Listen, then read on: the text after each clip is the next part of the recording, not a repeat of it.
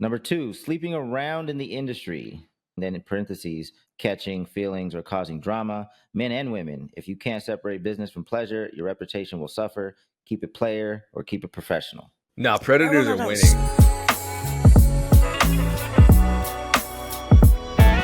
winning. What's going down, music entrepreneurs? Wherever you are, we hope you're good. This is the Music Entrepreneur Club podcast, where we live it so we give it. And what we're living in is the music business. And we're going to talk about the music business and everything that comes with that. So welcome back, or welcome for the first time. Dame, Erinn, you're both here. I don't know where you are, Erinn. I know where Dame is. You know where I am.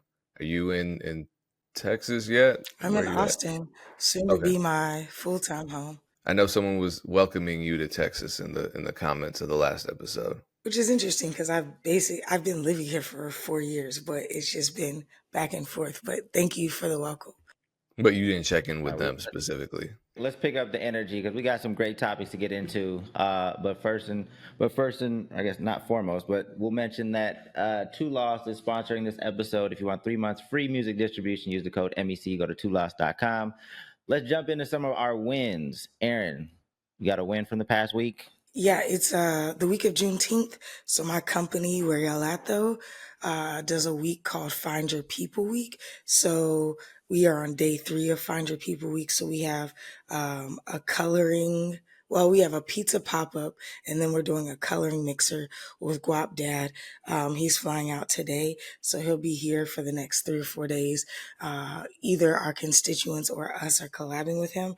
Last night we did a party. We collabed with a pride group here, and then on Monday we did.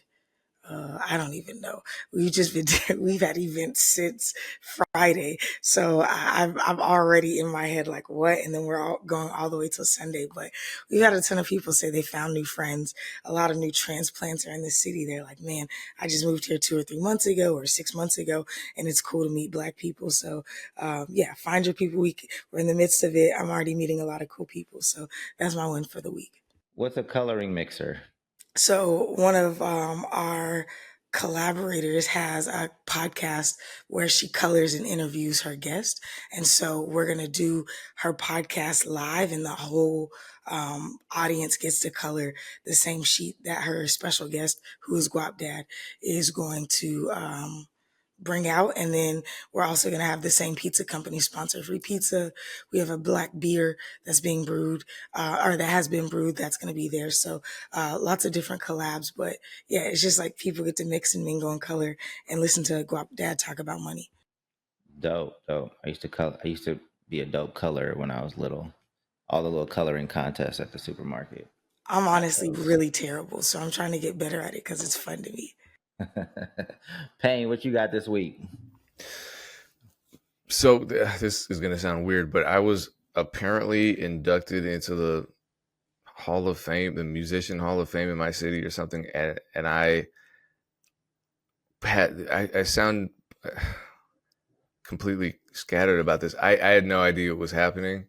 I didn't know one even existed. So I just got an email from the organization congratulating everyone who was inducted. I'm like, there was a thing, a ceremony? What? So I don't know. That's all I know. I don't have a bunch of info on it. I emailed them back. I haven't heard back. It was mostly just me saying, hey, look, I don't want to seem like I'm ungrateful or anything. I really genuinely didn't know this was happening. No one alerted me. So maybe I'll have more information next week. I don't know. Congrats. Nice. Congrats. Thank you.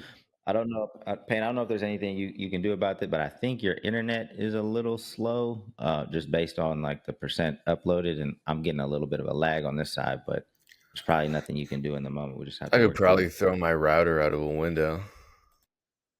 it. Let's see. My win is, I think I'm just feeling good of where we're at with Big John, like the amount of content that's being created. Obviously, we're dropping weekly episodes of the Lesbian Homie on Facebook and YouTube, and then we're selling it direct on BigJob.com. Sales are going well, but just the energy and just kind of like what we're looking forward to next and how we're aligning those pieces. We've never really been this locked and loaded with content. Typically, what has happened is we'll release a series, and then there's like a drought.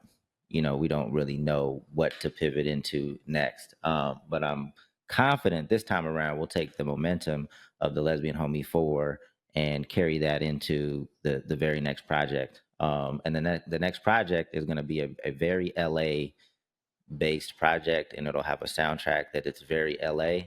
So I'm back in my music bag working with artists. So we'll see how that goes. I think it'll be dope though. It's a lot of positive energy around it. So I see you in your Dodgers hat. It's super sick. So shout out to LA. Is that a corduroy hat? it is. It I is. love corduroy hats. It looks sick. See, you say you're not into fashion, Dave. You're on the fashion game right now. Hey, I'm a Dodger fan. We're going to a Dodger game this Friday. That's another win. I organized like a Dodger fam night where there's probably like 60 of us that go to the Dodger game every year, between 60 and 70. So that it just happens to be this Friday. So they're playing the Nationals. But yeah. Anyway, big baseball fan. Oh, I did hurt myself playing softball the other day, so I'm limping around the office. So that's definitely not a win. That's a L. Did y'all win though? No. Dang, No, that's didn't win. unfortunate. I have one more win to shout out to because you said film. I forgot a short film that I co-produced is airing at Austin's only Black Film Festival this weekend. So we're like one of the finalists for the grand prize. So I'm really excited about that. And a lot Nice. of people were like, wait, you produce films? And I was like, I mean, I'm just out here doing anything that interests me at this point in life, learning stuff. So hopefully we can come home with a win this weekend. All right, get to it. I think that's just the beauty of independent creation right now is just the no rules, and just figure it out. Be proactive and get to it. But let's start out because I thought when I saw it on E40's page that it was something that he wrote, but and then I started seeing people post the same thing. But essentially, it says music industry suicide: 7 things that could kill your career before it even takes off. So when I go through each one, I just want to get your guys' quick opinion on it, and then after I go through the 7, if there's something that you think is missed that should have been in the top 7, I want you guys to share that as well. But the first one, number 1, burning bridges with people who tried to help you. A bad attitude, entitlement, or disrespect can have a domino effect. Word travels fast, industry folks talk. Don't be that artist everyone regrets helping. Good number I 1? agree, but I don't think word travels as fast as they say it does anymore because people kind of run to their little side of the internet or their side of the industry and perpetuate it a few times. But for the most part, I agree with that for sure. I would love to talk to, and he's, I consider him a brother, but he used to do that to me all the time, because there's always someone newly minted in the music business who is going to believe some bullshit because number one, people lie very well. There are a lot of sophisticated liars out there. And so if they burned a bridge with someone because of something they did, for example, I was in a rap group and I was still actively this guy's friends. It's just that this new manager came into town and he was managing a bunch of artists. That's just what he wanted to do, have like a boutique management service. And he called me up all excited. Like, yeah, I'm managing your boy now. I'm like, hey man, just out of respect for you, it's good luck.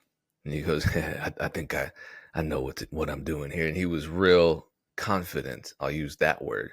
He was real confident. Within a week, he called me apologizing because I knew. Yeah. The only thing I would add to this is because this one says burning bridges with people who tried to help you. I would just say burning bridges in general before you even give that person a chance to help you. I would include that in number 1 as well. But let's go to number 2 because I want to get through these as quick as possible. Number 2, sleeping around in the industry. And then in parentheses, catching feelings or causing drama. Men and women, if you can't separate business from pleasure, your reputation will suffer. Keep it player or keep it professional. Nah, That one predators I are don't. winning. If you're a male predator in the music business, you're winning. You're winning big. I don't want to say that. I It's mean, true. that's what I'm saying. I don't super agree with this. I feel like this one is um, a bit of a sexist take because I feel like My experience is that women are so focused on trying to get into the industry. Like it's like I'm not saying because there are people who sleep around, but I feel like it's my experience is that it's more men who may try to like mix lines, but typically when men mix, it doesn't necessarily lead to an issue. And if we're just looking statistically, women aren't sitting in the power seat. And then if you are looking at, if you're not just looking at heterosexual relationships, I haven't seen, I've seen drama erupt, uh, especially between men and men, but it doesn't tend to lead to like anybody getting blackballed or like people catching feelings. So to me, that almost feels like um, a sexist kind of take on this. And I have seen where men have been in relationships with women and then have tried to insinuate that it's whatever.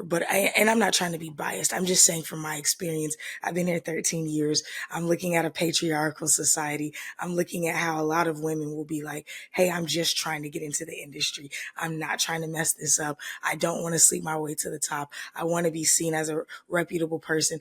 And I haven't experienced anybody sleeping their way to the top. I've experienced that exchange happen a couple times, but I don't necessarily agree with this take. All right, two. So I would also agree that definitely shouldn't be number two. Depending, I don't care how you feel about this one, but I don't think it should be two. However you, yeah, we'll go to the next one. Three, constantly asking for free work but never delivering. Nobody wants to help. Nobody wants to keep helping someone who wastes time, misses deadlines, or never promotes the content they begged for. That's not hustle. It's leeching. The way that Yeah. it's spelled out, I don't understand it exactly because it's like free work, as in like you want somebody to help you for like work for you for free, or you asked for work and they No, gave it to you. I don't know how it's worded. I don't get it. it's kind of like the intern situation. Like he wanted to help, say he wanted to help, didn't deliver, and yeah, that's essentially number three. Or like people asking, I "Give me that that that beat, give me that could that move up to the video." top. What's it's like number one? You're burning a bridge, essentially. I think number one is everything. It's always going to be a bridge burning outcome. All right, let's go to number four. Being a social media clown instead of an artist. Going viral don't equal longevity. If you're always chasing attention but dropping weak music, the audience and industry will stop taking you serious. Yeah, going viral can be a curse. We saw that with that the kid that lit his pants on fire. I just watched a video about how virality hurt Michael Dapper's career because of the Big Shaq character. So there are a lot of things that could go wrong with going viral. I don't also full on agree with this because if we look at until TikTok and UMG couldn't reach an agreement, I think that there is a lot of corny whatever music that has somewhat of a substantiated career because the labels were just looking for something to push. So I don't necessarily agree with that. I do agree because personally I don't like it. And we saw the guy with his pants on fire, like Payne said, but I think I've seen examples go in both directions. And I also feel like when you are a social media star, the internet knows who you are. So the industry may or may not know who you are. But if you're making weak music, then I don't necessarily consider you in the music industry. So I don't know if that's a take that I agree with. Well, quickly, is there an example of a clown that has had more than just a one-off, like maybe a quick Six viral? nine. But his music, I mean, his music is quality. That's interesting. I've never listened to it. Yeah. I mean, it is. If the care, in my opinion, if he wasn't, who he was and the rap thing and all that other drama, like I feel like his music would be. I mean, his music's still big now, like, because he And his makes music big came sound. first. The Annex came Yeah. second. It was like No, he's notorious for saying he just wanted to be famous. He learned how to rap because he had tried multiple different things and he could never pop past Florida, but he started out with the antics. It's really just like, from what I haven't heard everything, but every song I heard, it's kind of similar. So even if Yeah. he didn't have all the drama, it would have been weird to see kind of how his music evolved. Actually, he still kind of he pivoted more into the Latin space. The last thing I heard from him, it was like a very, he just kind of gravitated more towards his Latin heritage, and I think he's probably doing well. I don't know, but anyway, let's get I to the feel like next. there's a handful of examples because I could think of some. He goes by John Gabbana now because he found faith, but Boont Gang, he was Yeah. somebody who was doing all sorts of pranks and spectacles online, and then he leveraged that to get signed. I think in the hip hop world, it's happened a lot, which is why I don't know a ton of people because I try not to give that my attention because they're just using us again. Oh, But Bad there's but Baby. there's Uh, but there's nobody that so I was thinking of her, but like she didn't like her initial stardom. That was like a genuine, like just that's just who she was. Like Yeah. she was just popping off at Dr. Phil, like, and then it snowballed, and now she has a lot of people that respect her and listen to her music. But I can't It's think so of funny because Boont Gang and her were dating for a really long time too. So but I can't think of anybody that's a clown that like has that a legit career still. Like everybody comes and goes if that's how you come in my opinion. I mean, ICP, they're literal clowns doing spectacles. Well, that's But different. I will say, they got great music. The Juggalos ain't playing about them folk. Yeah, that's definitely not the same thing as Boom Gang. Well, it's all gonna be subjective anyway. What's a clown? Some people would consider artists who are amazing artists as clowns, and some people would consider great music not so great I music. would So consider Morgan Wallen a clown who has yeah. used spectacles to volley his career, but some people would disagree with that. Well, I think this is specifically talking about people like Boom Gang, like that use those things that has nothing to do with the music. It's just going in stores, jumping on the produce section, and all that stuff.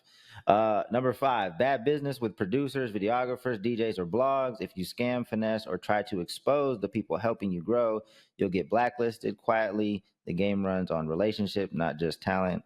Sounds like number 1. I mean, I still, again, don't necessarily agree with that. I think that it will stop your expansion. But I think about my example that finally caused me to leave the music industry in the way that I was iterating.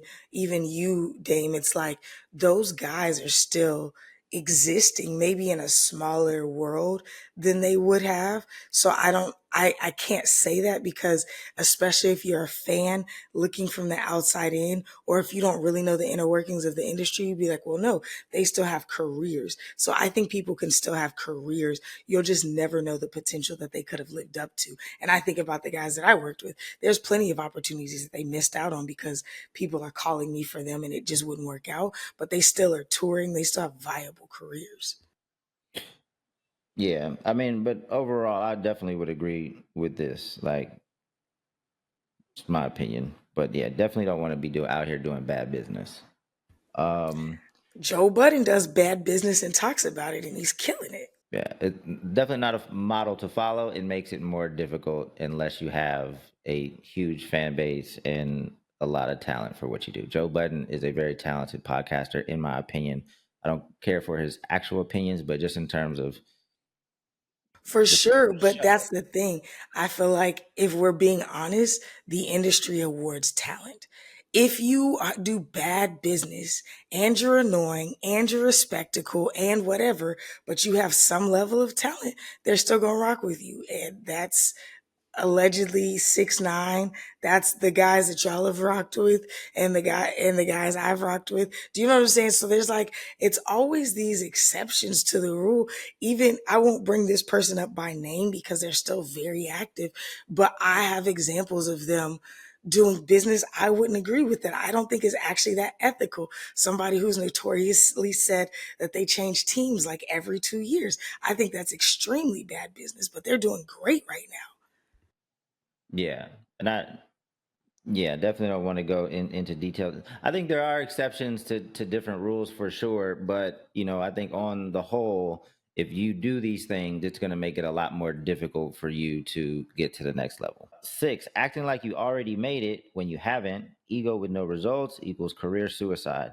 Nobody likes a delusional diva or fake superstar energy. Stay humble and build step by step. I don't know.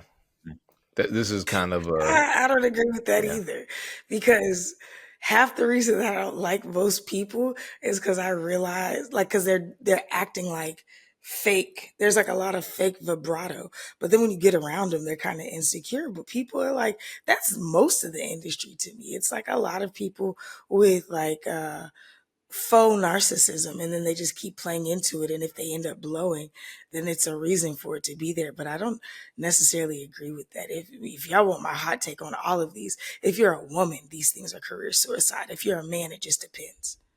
I think for these, we're trying to poke holes in them with the outlier because, like, off top, like I don't know anybody, like all the artists that I know that are doing well are like have a plan and are working hard. They don't embody this, right? Like I can't think of anybody, right? And I don't know as many artists as I used to, but I'm still around a lot and definitely more than your average person. I don't know. I'm trying to think of somebody that embodies this and is still doing well. The person that I just mentioned but didn't mention, like that was the whole thing why a lot of people stopped kind of rocking with him. And even you had some issues because the thoughts in his ego was so conflated, but he's doing incredible right now. Russ, his ego was insane. I've told this story before when I put him on my festival. Insane ego, but he's doing great right now. I'm not trying to pick out, because we've had this discussion. This industry is full of outliers. You have to be an outlier to succeed. If we're looking at the independent people that are doing really well right now, that maybe me or you or all three of us have interfaced with, I would say that 50% of them have done 50% of these things, or 100% of them have done one or two of these things, and they're doing really well right now. But the difference is even at the level in which you're talking about, there's data to support like even if their mind is a little ahead of where they're currently at, it's not like nothing's happening. It's not like nothing's happening and I believe that I'm gonna be in Madison Square Garden. Oh yeah, yeah, for Even when sure. I talk But to I think that I think that that's when we're going into, like, we're not talking about those people, because if you're just delusional and not working, or delusional and there's no traction, I think you're already not technically in the industry.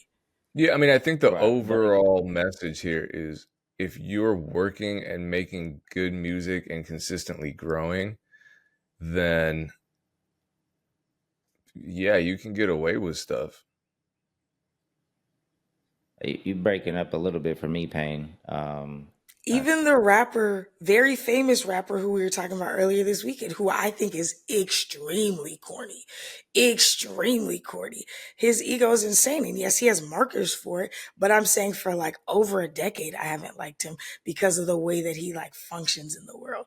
So that's what I'm saying. I don't believe, like, if you have any type of traction and talent, I think if you're a man, then any of these could be thrown out the window. Yeah, I just think it's different. Again, going to my 0 to 10 thing, it's different if you are like on 4, but think you're on 5, which is like, or maybe even 6, kind of borderline acceptable, than like 0, thinking you're on 7. If I that, Well, just how don't do we consider measure zero that? in the industry.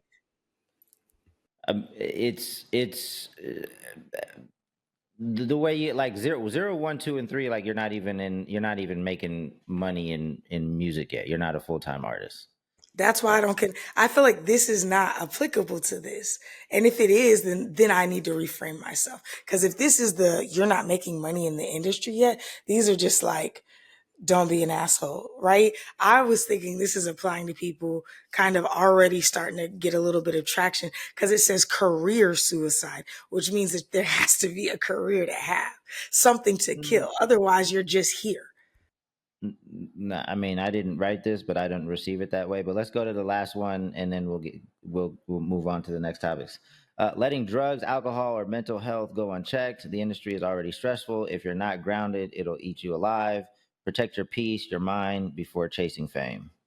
I mean, in an ideal world, I would say yes.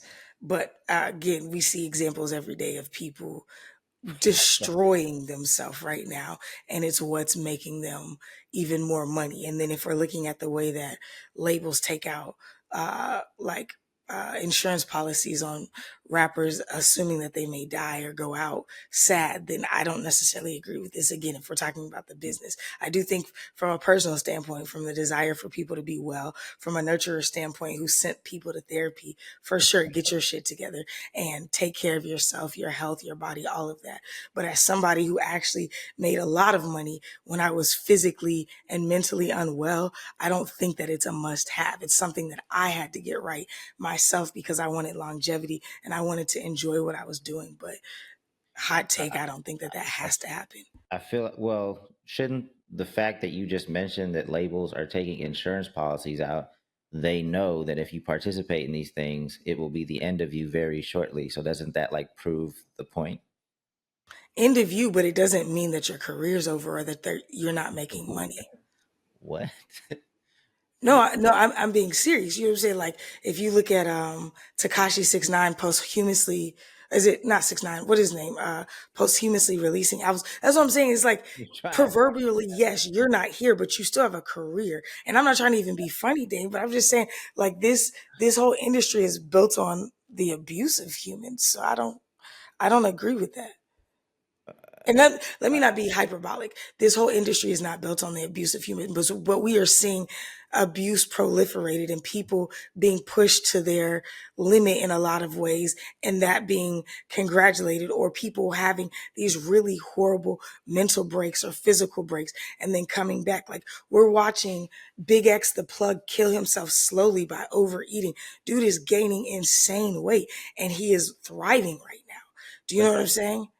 But that's the point of this list, right? Like if you continue to do these things, it will be either the end of you or your career, right? Like he can't keep doing that. You can't keep like doing drugs. Rod Wave is one of the highest grossing you keep tours right now. Like one, but we know hella people that have died or have either like just fucked off their entire career. We know hella people, and then you'll pick like the one or two that are still. You're saying that, but you always tell me when I say no that this is a industry of outliers. I could sit and run down 100 people for you if you want me to. I'm just saying off the top of my head, it's very easy for me to identify people who are extremely successful or mediocrely successful who are doing these things. I'm just saying I don't fully agree with this. I'm not saying that I think it's ethical or that it's the best practice, but I'm saying in general, there are people thriving doing these things.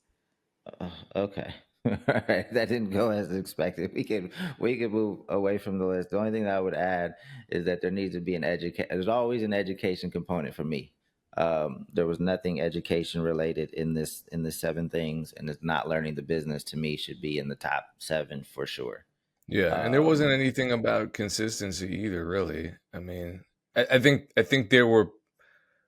we could make a more practical list that's more concrete, because I feel like a lot of this stuff was just abstract concepts, hence the arguments, because we could make all types of arguments about stuff like sleeping around in the business or whatever. So yeah, I think it's a great list for conversation starters. I think it's a great list for going viral and people sharing it and engaging with it, both agreeing and disagreeing. But as far as an artist looking at that list as a roadmap for a successful career, probably not. That's my hot take. All right, let's get into the next topic. What do we got? We can jump into the mustard thing because that's weird.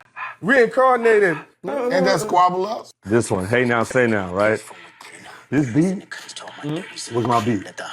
Oh, word? Me and Mustard were working on an album together. We did a whole album together, right? I really wanted me, Mustard, and YG to do an album. But YG was busy doing whatever he did at the time, and me and Mustard finally locked in. We did a whole album. This shit was hard. There was a song on the album with that same beat that I did called 5 in the Morning. And I didn't drop it. And Why? now, I didn't drop the album because at the time the label gonna tell me, you know what? Mustard's not hot right now. Maybe you need to do something. I swear to God. That's crazy. They are thinking about their money first and foremost. They're Yeah, not I get thinking how it about works. the creativity. I get how it works. And then They're he did. He did. Now I'm a back CEO. up. I get how it works. He backed up though. You know what I'm saying? So I mean, they were wrong, but I it's feel like where they Kendrick were say, coming from. sometimes you gotta pop out and show niggas when they forget. You know what I'm saying? I guess, correct me if I'm wrong, you know, he had that that beat before. The label told him that Mustard's not hot right now, so he didn't end up using the beat. Um, No, it was a whole album. Labels It don't was a know whole album. a whole album, but it had that beat. Okay. Yeah, I mean, labels don't always know what like. Some people just be talking, and that's why it's dope that like the internet has proved a lot of people wrong over the years, right? Because there was no way to prove that anybody else was right. You just kind of took the label's word as gospel, and before the internet, you either subscribed to what they were what they were suggesting, or you probably got booted off the label. Like even when you're talking about names, like they probably would have told you your name had to be a certain way or you had to look a certain way. And now, a lot of those theories have been disproven because artists can now go direct to their fans and they can have a wild name. Lil Nas X can get his name from a name generator. You can have all kind of names and you can look all kind of ways and things work. But a label would have told you would never gotten away with doing that back in the day. They even told Queen Herbie and her fiance or husband like not to present as a couple or don't get married. And it's like now people are leaning into marriage and showing marriage goals, and it's a whole different community. And so yeah, just because they're a label doesn't mean they know what they're talking about. But they won't let you drop a Yeah, project if they don't approve it. If you're signed, yeah, if you're signed, that's part. this surprises me. I'm gonna be honest because I think that everybody's thought process is when someone is as big as Ty that you have a lot more opportunity and autonomy at a label. And this isn't like when Ty Dolla $ign first got to the label. This is after he dropped Featuring, which was like a historic album for him. So I think that that's I don't know, that actually surprises me a bit. And I also feel like it's interesting that they thought in that time Mustard wasn't hot anymore. He definitely wasn't doing as many pop hits, but I feel like on the hip hop world, he was killing it. So like R&B hip hop, all the stuff that Ty does, I thought that that would be, I feel like it would be a perfect merging. And then this is another thing, producers especially or smaller artists are like, oh, if I just get a big feature from this person, it's going to take me up. This is a person who's chart topping at the moment, and the label is like, no, don't collab with this person because it may take you down. Which you would think at his level they would be like, oh, we can make anything go, whether it's just a random producer or whatever. But I think having a collab tape with his name tied to it, they're like, he's not a big enough name for you, which is, I don't know, this is actually interesting to me because I've seen it happen before. But with somebody as big as Ty, I'm like, oh wow. Or sorry, 2 Chainz. I'm saying, wait, was it Ty? It was Chains, right? Or is it Ty Dolla No, $ign? it's Now Ty I'm Dolla confused $ign. again. Yeah, it was Ty. Yeah, okay. Ty Dolla $ign. Yeah, somebody as big, because he talked about featuring. Somebody as big as Ty, especially considering his West Coast connection, even if he just wanted to do like a regional thing, I would think that the label would get behind it. I'm just like, it's surprising to me. And, like the whole thing, him saying that is very surprising to me. Well, Payne, get your opinion on this because like maybe the price tag associated with a mustard beat is what they were pushing back against. Because what does it matter, like with like if the producer's hot? I mean, I know the answer to this. I'm kind of just throwing it out there, but like, what does it matter if like the producer's name is hot? Like, can't you just submit a beat nameless? Like, if the beat is dope, or maybe that's what they were saying, like that people could tell it it's a mustard beat and Yeah, that you date can and that tell that sound something's a is taken. mustard beat. Or is the person, like the brand they built, dated? Like, to me that's like two separate things. Yeah, and I wish we had asked that question directly and gotten more information. But in my own experience, I'm nowhere near the mustard level. But it's the labels always ask producers, if you're working with an A&R or someone who's working within the label system, like the manager of a signed artist, whatever, they ask for a hot beat, something new, but they don't actually want that. And so that's endlessly frustrating. So because, and what I mean is, the labels know what's currently successful. They don't know what's coming next. They're looking for what's coming next, but they don't they can't identify what the next big thing is until it becomes the next big thing, and they have to poach it. That's the model that the music, the recording industry is using right now. It's not artist development, as we've talked about a lot. It's not, finding someone that's different or left field and presenting them to the world. It's always, I mean, even Lady Gaga, they had to hide her for the longest time because she was too weird. She was too weird, and now they're acting like, oh, she's setting trends, and everyone wants to be weird like her, or at least they did back when she blew up. For example, with beats especially, like, who could have predicted the success of Tweaker? Because that beat, if the producers, and I don't think I'm saying their names right, Kunika and Glocky Cheese, which is a wild name, had sent that beat to a label A&R, they would have rejected it. I think they probably would have rejected it immediately and said it sounds dated. And then it goes viral, and labels are tripping over themselves to sign that song because it worked, but the label didn't have to risk anything. So they claim they want the newest thing. They want the newest successful thing. And in order for the newest successful thing to be the newest successful thing, it has to be out, and it has to succeed without the label. And then the label swoops in and gets it, which puts us producers and recording artists in really weird positions, because even a DJ Mustard apparently hasn't built up enough credibility to be trusted by the labels, which is nuts, because at that point, this is in between Mustard's last album and GNX, right? Which is him coming off of a successful release. He wins a Grammy for all the Roddy Ricch stuff. He's already signed and developed LMA. How does he not have credibility? How do the labels look at that track record and say, Mustard hasn't had a hit beat in a while, we think he's played out? And then within a year, he produces Kendrick Lamar's second highest selling song. Well, the other thing, again, Payne, I hope this is recording cleanly, because at least how I'm receiving your sound, it's a little choppy. But the other thing that could be going on is, like, that's the reason or the excuse they could have given. But people have, like, their own agendas in these bigger companies, right? That A&R, that person could have promised another producer that they were going to get them on a Ty Dolla Sign project, and if they do that, maybe that was like what needed to happen for them to sign another artist. You know what I mean? Like, there's a lot of stuff that just happens internally, and like the reason given isn't what they really say it is, but that's the excuse given so that they're trying to put other plays in motion, right? I feel like we're experiencing that now with Big Jaws. We're talking to some of these bigger production companies, and why, Jaws getting passed up on. They give us a reason, but then, like, a few months down the road, we see that person that we were talking to is like ushering their own project through the production company. It's like, oh, you didn't really think that. You were just trying to get your own project off the ground.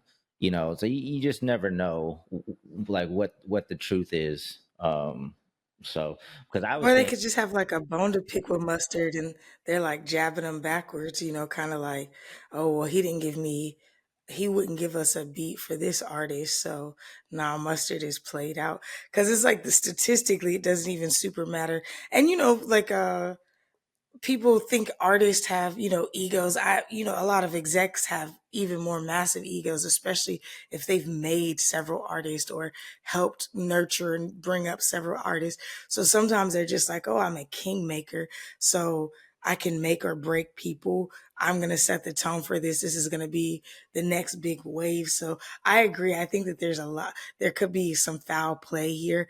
If we're just looking at them getting on the wave of what works, it almost doesn't make sense that they wouldn't at least attempt something. Because at very least, you could be like, oh, it flopped, but the West Coast likes it. You know what I'm saying? But it just doesn't make sense to me. Well, I think a lot of the times it's just what Dame initially said, which is the labels oftentimes don't know shit. I mean, seriously, and how could they? But they position themselves to know everything, you know, and they make those decisions, those life or death decisions for artists. And, you know, if the artist feels like their soul's being stomped on, the label's like, oh, well, we'll just replace them with another product. The next one will be more successful. So the implications for artists are way worse. But in my experience, you know, and it's crazy for me because it's like, how do you as a producer who's not at Mustard's level work within an industry that would say Mustard's not hot at, you know, the height of his career? Crazy. But, you know, my problem is once a label has you, they start imposing their sometimes terrible ideas onto you, and they stop trusting you.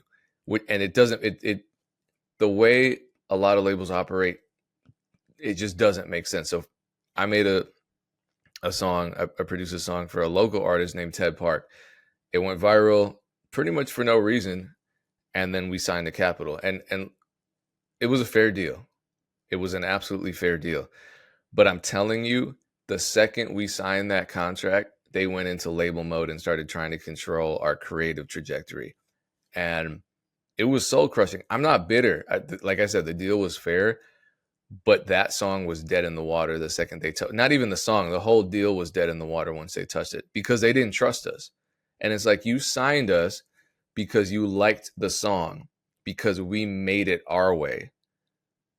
And now the second you have us on your label, you no longer want it to be our way. They were sending me all these references, and I'm sure if it's happening to me, it's happening to other artists. They're sending me all these references saying, make it like this, because they were French. Make it like this, and then maybe you have a song like this. And I'm like, I don't make songs like this. You didn't sign us because we made songs like this. And the references they were sending me, no disrespect, but they weren't good.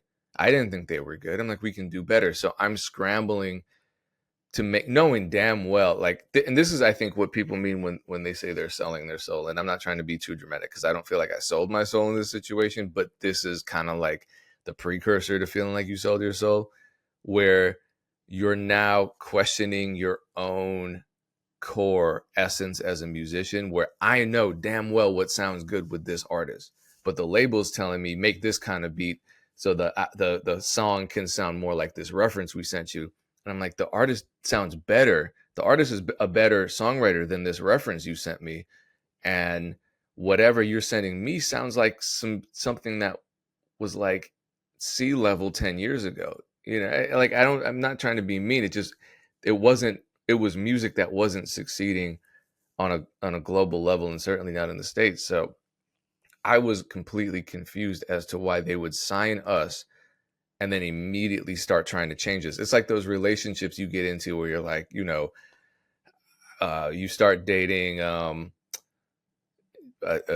stripper or something, and the second you make the relationship official, like, you need to stop stripping. I'm insecure about that. Like, bitch, that's what you signed up for. So why are you signing us if you want my beats to sound like something else? And I remember we made a song called Zeus, actually, and I based the entire beat on traditional French music chord progressions. And I'll be honest with you, it was really frustrating. I spent the whole day making it, but the outcome was great. And that was the only song they liked, but they killed the deal before we could release anything else because they didn't quite like it enough. And I'm like, this is a great, but we put the song out, we shot a video to it and everything. So Ted Park, Zeus, that's what it sounds like when I'm sitting there racking my brain trying to come up with something that sounds French. I don't know. I actually like how the beat turned out and how the song turned out. So maybe it's a good thing. So I think sometimes someone telling you to challenge yourself to try something else is a good thing. It's not always a bad thing. But ultimately the outcome was, or the promise was, make a song like this and then you'll satisfy the label. And man, the label's never satisfied. They just want the money. And how do you make them the money if they won't allow you to release the music that could potentially make the money? Yeah.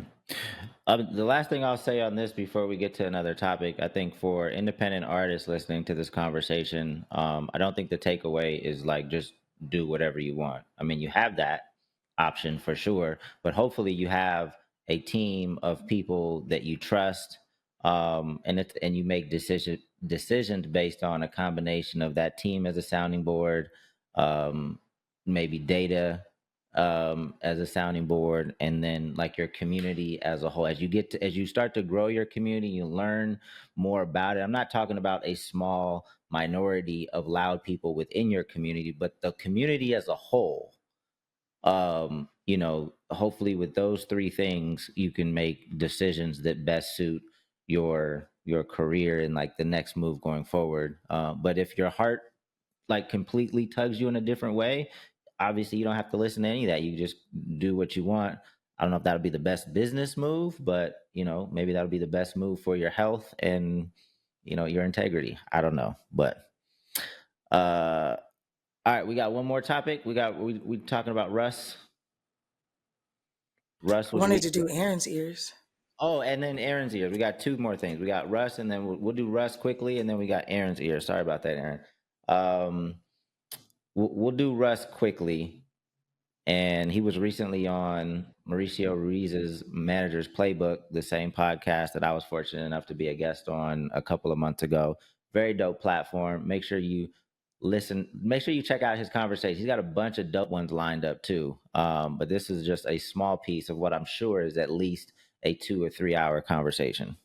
It's nuts how much money you can make off of masters. I always tell people, if you don't think there's money in music, realize that labels don't tour and they make billions of dollars. That's a fact. Realize that record labels, realize that Columbia does not participate in publishing or touring and they make billions of dollars. Yep. Because there's money in music. You're just not getting access to the money. More specifically, there's money in rights of the master. It's the biggest finesse that the majors probably ever did. Said, you don't make money on the masters, you make it on touring. Oh my God, that's such a lie. In the industry, based off of... So you guys, that came through cleanly, right? You guys? I don't know. I'm getting blank stares. Yes? You guys? No, I was nodding my head. So yeah, ultimately it's Russ telling people what I've been telling people for the last 7 years, and I'll continue to say it, that there's money in music. I'm sure more people will understand this and agree with it now that Russ has said it, because he has a much bigger voice than me.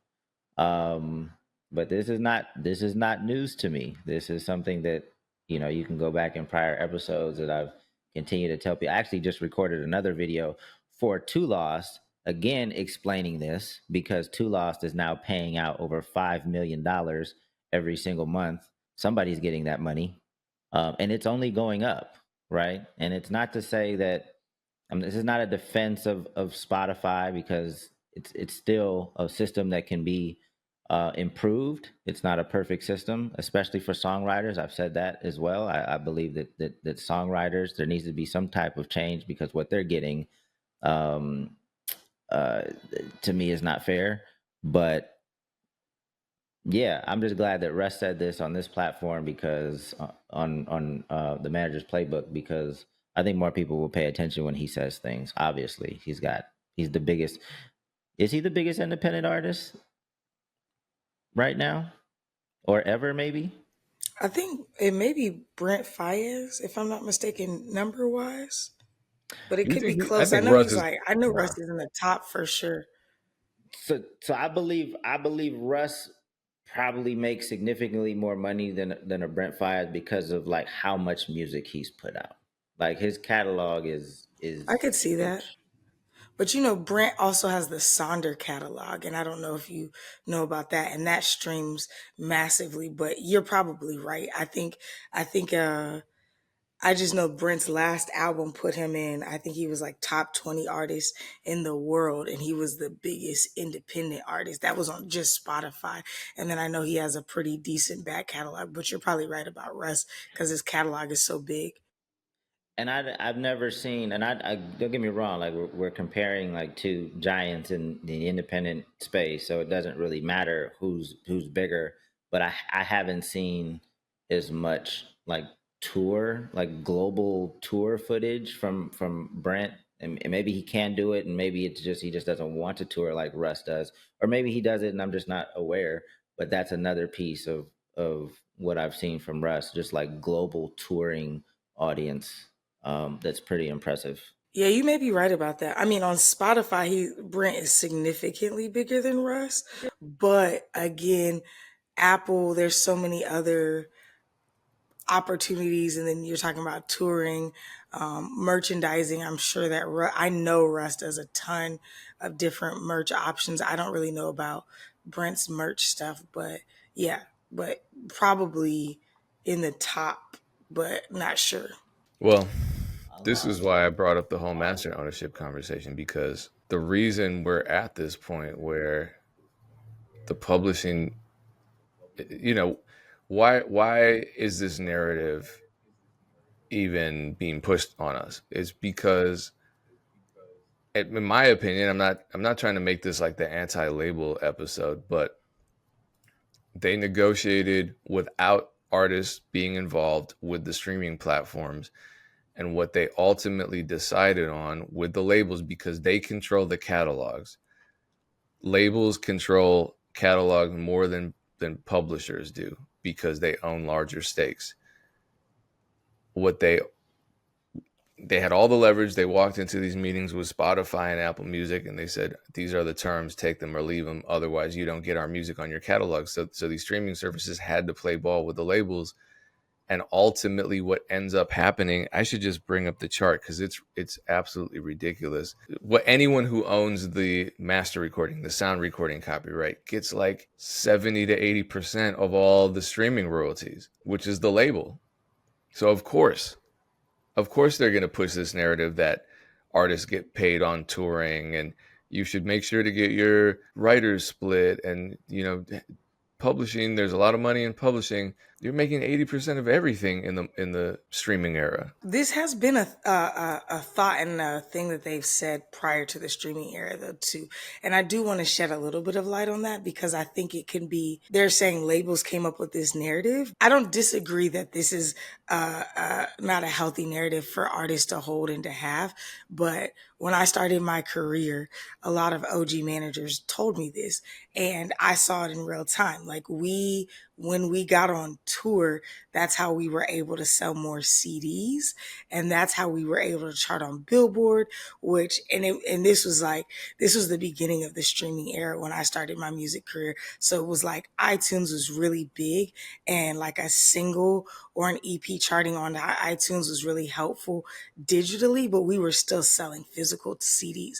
But it wasn't even comparable. Like, in a week's worth of tour dates, we could make several thousands of dollars. And the only time we sold that level of CDs is when we were in front of people, hand-to-hand combat, selling to them. Versus online, we did decently, but it wasn't selling much physical tickets. And then the only way that you could sell not physical tickets. We weren't selling many digital products, i.e. iTunes downloads or CDs. The only time that you could sell more music was when you're in front of people. So I think if we think about the way that the industry used to be, yes, they would tell artists that, but there was no such thing as, like, per se, an independent artist in the like 40s, 50s, 60s, like, by and large. So then when you get into the like 90s and the DIY scene comes up and you see these artists figuring it out and we're like doing our thing. I just want to be honest in saying this isn't a whole like label assailant. They're selling you this narrative so that you're lost. I've seen it in real life. Like, we couldn't make a ton of money until we got on the road, because we were a small independent band, and we just made a ton because we could sell to our audience directly. So I think some of the thought process does come from the old industry. Some of it is predatory so that labels can continue to tell artists to tour and things like that. Especially when I sat down with Def Jam and my artists, they're like, okay, we're going to do, like an 80-85-15 rule. But, we're going to put you on a 360 deal, but we're not going to take as much of touring, because that's how you're going to make your money. So they definitely do say that. But I'm just saying it's not all rooted in predatory practices. It just is the reality of how it was back in the day. Well, yeah, and that's why I brought up master ownership, because it's like, if I'm making a beat at home and the artist is recording at home, then why is the label still in perpetuity owning our masters? And that's what's frustrating, because this is according to Billboard. You can look at different charts and see that number kind of changes. So like here, I guess maybe it depends on which platform, and these are just kind of averages.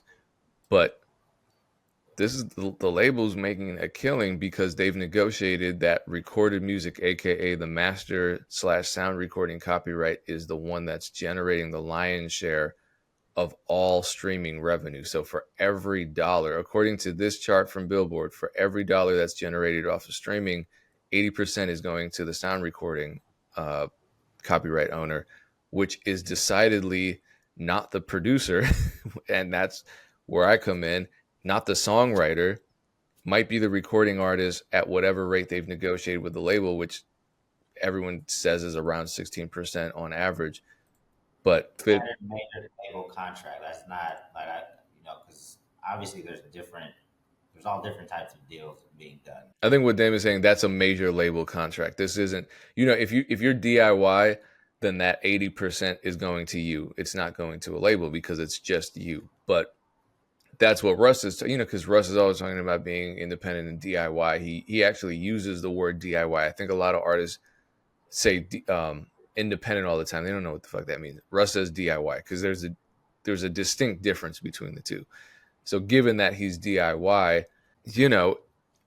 there's a reason why Russ can post screenshots of him making millions of dollars straight off of distro, whereas Snoop is complaining that he got 1 billion streams and got paid $35 or whatever it was. And people are like, oh, what's going on? It's because you motherfuckers don't do your fucking research about the shit you're talking about. That's what's frustrating about these music business news outlets. They never lift the hood. They just post the headline, and then everyone's running around freaking out like chickens with their heads cut off.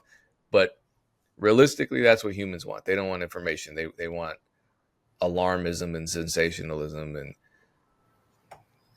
what's more appealing than the Snoop Dogg headline?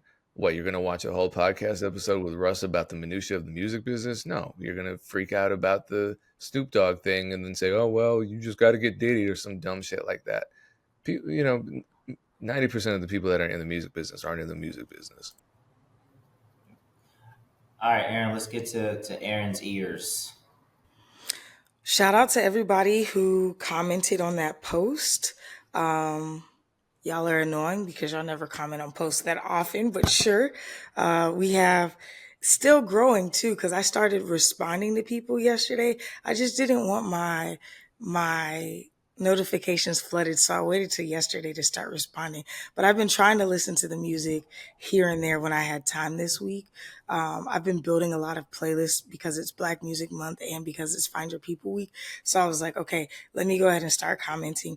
And there were I've probably listened to like 25, maybe 30 people of the almost 200 people who have commented. So I still have a lot to get through, and I'll probably just keep listening through. I may not make another new post because even right now I'm looking and like 10 people have commented today. But I want to highlight a few artists and a few different sounds that I really liked. The first person that I listened to, actually maybe the second person, it was a country kind of Americana sound. His name is Jacob Feltman. Very cool voice. The mix is incredible. He has a song called Between the Lines that he just dropped. So shout out to Jacob Feltman. There's another artist named Indigo Phoenix who actually went through the writing camp that I help run in Atlanta with the nonprofit I'm on the board of. I didn't get to hear any of Indigo's individual music, just what they ended up collabing on and getting out of the camp. So I had no idea what they sounded like. I hit play and then realized it was an artist that I had already made contact with before from the camp. And so shout out to Indigo Phoenix. They have a song called From Outer Space. It's very ethereal. Their syntax is super cool, the way that they say things in a song. So From Outer Space, from a new project that they dropped, I think in March or May, I can't remember. So shout out to that. And then the last person is Lyric Roche. She has a song called Hit the Ground Running. It's just a 2-minute kind of perfect bite of a pop song. So I just wanted to shout out independent artists right now. Y'all are making really high quality music. I felt like I added all of them to different playlists. The Lyric Roche song I added to 3 different playlists because it was such a good like earworm. But I think that I heard several tracks that weren't great, right? But the vast majority of the first several songs that I listened to were like good or verging on great. And then I felt like these were standout tracks. And so I think that with the way that independent music is flowing right now, it is taking up more and more market share. I feel like indie should be proud of themselves. I think indie should be collabing more, but I think y'all should be listening to each other more. Cause a lot of people are like, there's nobody like me, or, I'm the only one doing it to my level. Now, none of these artists specifically said that, but I hear that kind of often. And I'm like, no, there's a lot of people doing it on a high level. I think if some of y'all were to combine, like there's this one artist that I felt like his music was like okay, but his visual direction, oh my gosh. And I went back and looked, and from 2021, he has consistently dropped records, and the creative direction and the story he's telling was incredible. And he's like done some short films, they're animated. He's spent a lot of time, effort, and energy developing his brand story.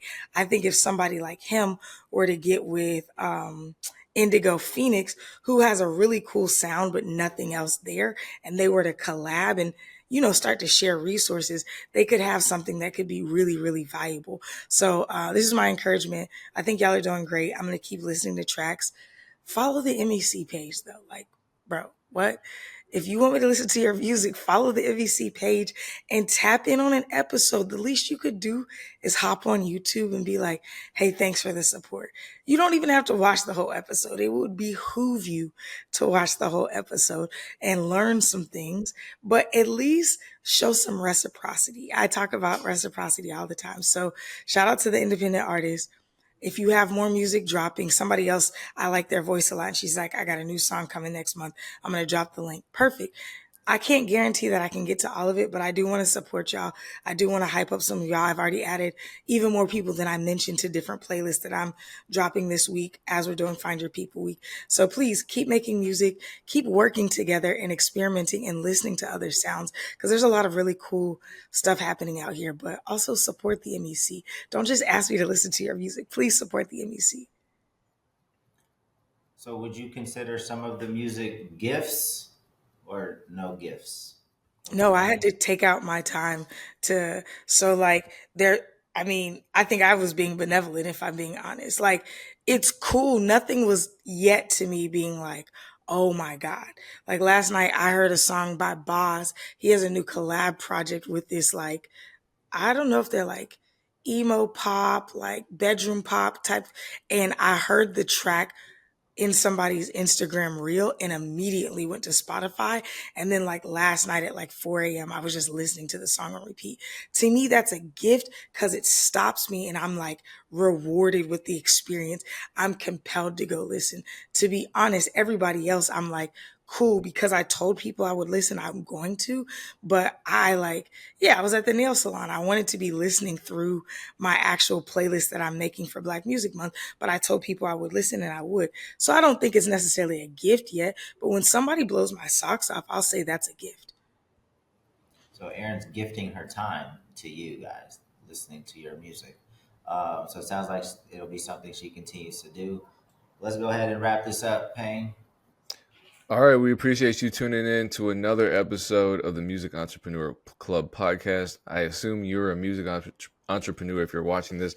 And what is a music entrepreneur without distribution? If your music isn't out there, I don't know what you're doing. Get your music out there. And if it's a risk that you don't want to take because of cost, go to tolost.com, use the code MEC, and you get 3 free months of premium music distribution. You can get a lot of your catalog online on all of the DSPs. And since you're DIY, you're collecting that 80% of the sound recording. So that's the good news. MEC is the code, tolost.com is the website for the distro. We will catch you on the next episode. Appreciate you tuning in. Peace.